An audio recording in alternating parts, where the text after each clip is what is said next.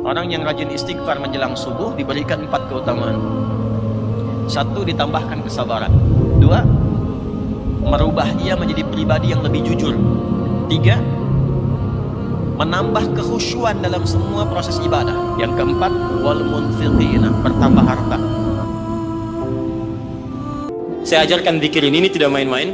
Kalau ada yang divonis penyakit, entah Anda, kerabat Anda, keluarga Anda, sepupu dan sebagainya, dan dokter mengatakan mustahil sembuh, maka bacakan zikir ini. Allah sudah berjanji di ayat 84-nya, siapa yang mengamalkan zikir ini, saya akan sembuhkan penyakitnya, walaupun dia menderita penyakit seperti Ayyub alaihissalam yang tidak pernah dialami orang sebelumnya atau dirasakan orang setelahnya. Bacakan zikirnya, anni massaniyad durru wa anta arhamur rahimin. Akan ada satu masa dalam hidup setiap hamba merasakan satu persoalan yang seakan-akan beban berat yang dipikul sampai merasa kesulitan dari ujung kepala sampai ujung kaki. Kalau ada yang sedang merasakan itu, yakinlah kata Allah, pada saat itu sesungguhnya Allah sedang mengangkat derajatnya dan meningkatkan kualitas hidupnya untuk mencapai sesuatu yang istimewa yang belum pernah diraihnya. Ya Allah, saya mengakui saya ini banyak salahnya, hamba ini banyak maksiatnya ya Allah. Sedangkan hamba masih mengaku hamba-Mu, hamba berharap surgamu, hamba berharap pertemuan dengan Rasulullah, tapi hamba mengakui hamba banyak dosa. Maka Anda katakan, kalau memang dalam sholat ini hamba pun masih membawa banyak dosa, ya Allah, dengan ampunan-Mu yang tanpa batas, mohon ampuni dosa hamba dan jauhkan dari hamba sejauh-jauhnya seperti Engkau jauhkan timur dan barat yang tidak pernah bertemu. Hamba malu bertemu denganmu ya Allah dalam keburukan. Kalau kamu sedang capek, kamu sedang ada musibah, kamu sedang lelah, sabar. Nanti kalau sudah pulang, semuanya akan hilang.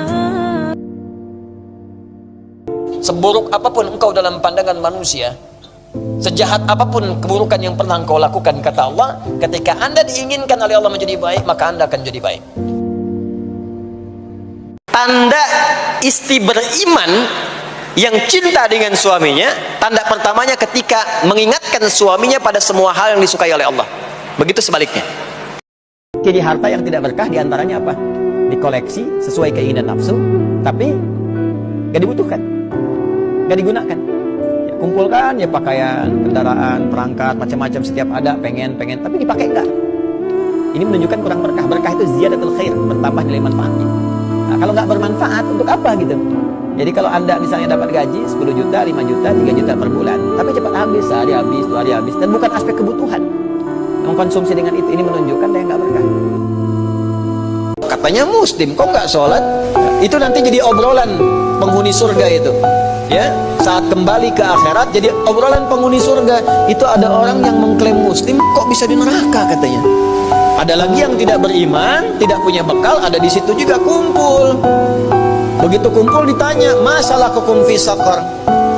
Nah, itu ada di Quran surah 74 tuh, ayat 42 sampai dengan 48. Kok bisa ke neraka itu? Kok bisa? Qalu lam nakum minal musallin. Dulu kami nggak sholat dan tidak peduli pada sholat. Nah, sholat itu pembuktian iman. Jadi ada orang yang kelak mengaku muslim. Ini kalau nggak disebutkan siapa dan kapan, ini menunjukkan perbuatan itu akan terjadi lagi di setiap masa dengan tokoh yang berbeda, tapi intinya sama. Ada nggak yang sekarang ngaku Islam tapi nggak sholat?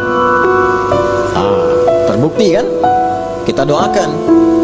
Doakan, awas, sepanjang hidup dia masih punya hak menjadi soleh. Ya Allah, Engkau maha mengetahui apa yang aku mohonkan kepadamu, maka aku sangat memuji apa yang Engkau kabulkan kepadaku.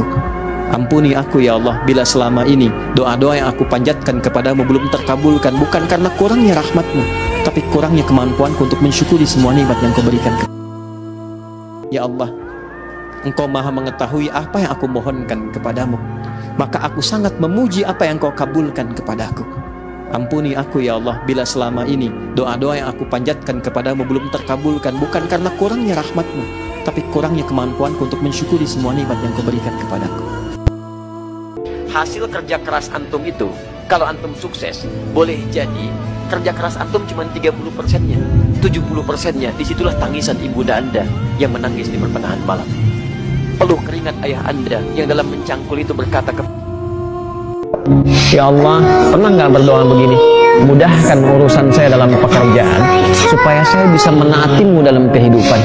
Ya Allah, anugerahkan kepadaku rizki dari hasil ikhtiarku supaya aku bisa maksimal menaatimu. Hamba ingin berzakat ya Allah, hamba ingin berhaji ya Allah. Pernah nggak sertakan itu? Nah, itu parameter keimanan di situ. Nah, saat meminta itu disertakanlah kalimat Rahman, rahmat Allah yang menyertai aktivitas hamba untuk mampu mengenal dan menaatinya dalam ibadah. Allah itu kalau sudah menyayangi seorang hamba, maka menghilangkan semua kata dan menghadirkan hanya satu kata saja, yaitu abdun. Abdun itu lafaz paling tinggi dalam Al-Quran untuk menunjukkan kasih sayang Allah kepada hamba. Jadi kalau sudah menggunakan kata abdun, artinya seorang manusia itu sangat dekat dengan Allah dan dia mendapatkan tingkat yang tinggi dari kasih sayang Allah Subhanahu wa taala. Pemaksiat juga begitu. Kalau dia mau tobat, itu dicintai Allah. Ya, dosa sebesar apapun pengen tobat, itu Allah sangat cinta. Allah tuh sangat mencintai orang-orang yang tobat. Innallaha yuhibbut tawwabin. Allah sangat cinta dengan orang tobat. Makanya ketika ada hamba yang tobat, dipanggilnya dengan ibad. Dengan ibad, sebesar apapun doanya, sebesar apapun dosanya, maka Allah sudah mengetahui ke depan pun pasti ada orang-orang yang banyak dosanya. Dan terkadang memvonis diri, saya masih diampuni enggak? Dosa saya pernah begitu banyak, pernah membunuh, pernah mabuk, pernah zina. Allah masih rahmati saya enggak? Turun ayat ini. Seakan Allah ingin katakan begini, katakan pada Wahsy sekarang dan orang-orang setelahnya, siapapun yang merasa banyak dosa dan berlumur, dia ingin tobat, dia adalah hambaku yang aku sayangi. Hei hambaku sayang, jangan pernah putus asa dari rahmat Allah Subhanahu wa ta'ala. La taqnatu min rahmatillah. Belum selesai ayatnya. Innallaha yaghfirudz dzunuba jami'an. Dosa apa yang kau perbuat? Semua dosa sepanjang kau tobat nasuha, aku ampuninya. Siapa yang konsisten, berusaha, bersabar menunaikan 12 rakaat yang mengiringi salat fardunya dari siang sampai malam, dirinci 4 rakaat sebelum zuhur, 2 rakaat setelahnya, 2 rakaat setelah maghrib, 2 rakaat setelah isya, dan 2 rakaat sebelum subuh. Apa yang didapatkan akhiratnya? Orang yang konsisten mempertahankan itu sampai dia meninggal dunia, dibangunkan, diperintahkan oleh Allah pada malaikat, bangunkan untuknya satu istana di dalam surga. Lalu apa rinciannya? Khatib hanya sebutkan satu saja di antara sekian yang banyak, karena terbatasnya waktu Jumat kita. Yang subuhnya saja baru 2 rakaat, Allah cukupkan semua kebutuhan dunianya. Rakaatul fajri khairum minad dunya wa ma fiha. Orang yang konsisten menunaikan 2 rakaat sebelum subuh, maka Allah cukupkan kebutuhan dunia untuknya. Tidak diperbudak dunia, hartanya dicukupkan, karirnya dicukupkan, pekerjaannya nyaman, tenang. Itulah rahasianya sahabat selalu konsisten pada salat subuh, bahkan mereka berangkat dalam pekerjaan setelah menunaikan subuhnya. Itulah yang dimaksud Rabbana atina fid dunya hasanah wa fil akhirati hasanah. Yang terbaik, yang pintar, al-kayyis, dialah membangun koneksi dengan Allah yang punya segalanya. Dia kerjakan perintah Allah, dia ikuti tuntunannya, dunia dia dapatkan, akhirat insya Allah dia akan raih. Kalau Rasulullah SAW, wahai Mu'adz, maukah engkau aku ajarkan satu doa yang kalau engkau baca itu, engkau punya utang, walaupun sebesar gunung Uhud, Allah akan melapangkannya. Cari Quran surah ketiga, Ali Imran ayat 26. Allahumma malikal mulki, tu'til mulka man tasha, wa tanzi'ul mulka mimman tasha, wa tu'izzu man tasha, wa tudhillu man tasha, biyadikal khair, innaka ala kulli syai'in qadir. Kemudian teruskan, Rahman ad-dunya wal akhirah wa rahimahuma tu'tihi man tasha wa tamna'u minhum man tasha. Aghnini bi rahmatika ya Allah, lapangkan aku, kayakan aku ya Allah, berikan aku kecukupan yang melapangkan aku dari urusan-urusanku, bi rahmatika, dengan rahmatmu, dan dengan rahmatku aku mohon yang bisa melapangkan keadaan hartaku untuk melunasi utang-utangku. Karena Allah itu kalau sudah cinta pada seorang hamba, bukan dikasih dunia, dikasih musibah. Ya, kasih musibah supaya dengan musibah itu lebih lekat dengan Allah. Allah itu cemburu, maha pencemburu. Jangan ada dunia yang dia pikirkan, ingin dipikirkan itu hanya Allah saja. Kalau sudah dekat dengan Allah, maka segala yang dianggap kurang itu akan dikembalikan dengan sangat luar biasa berlimpah.